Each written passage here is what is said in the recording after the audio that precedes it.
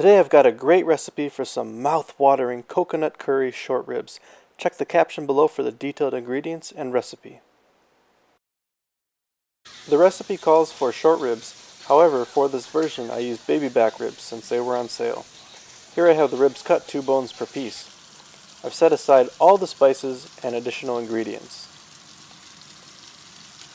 For the ribs, I am cooking them on medium-high heat to give them a nice brown searing on the outside.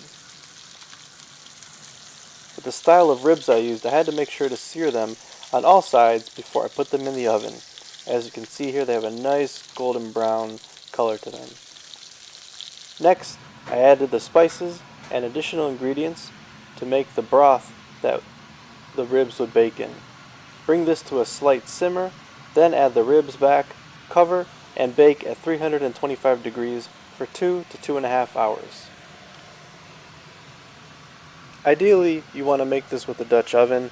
I didn't have one handy, so I had to improvise. After we were done letting the broth simmer, we put the meat back in, face down, and covered it and put it in the oven to let it bake. After baking, I took the pan out and set the ribs aside. Bring the leftover sauce to a simmer. This sauce will be used to fry the bok choy and give the ribs that mouth-watering flavor.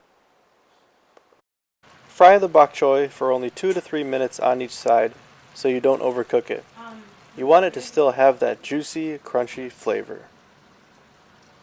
There's some bok choy finished up and there's some that is still simmering, and you can see how I've laid it on the pan. Next you want to plate the dish, pour the sauce over, and voila! Of course I only have level 1 plating skills, still need some work. But there you have it, folks. Tasty, juicy, tender coconut curry short ribs. Hey parents, how's it going? Make sure you subscribe so you can stay up to date on new and cool videos that I post and reviews of different products. Say hi, buddy. Hi.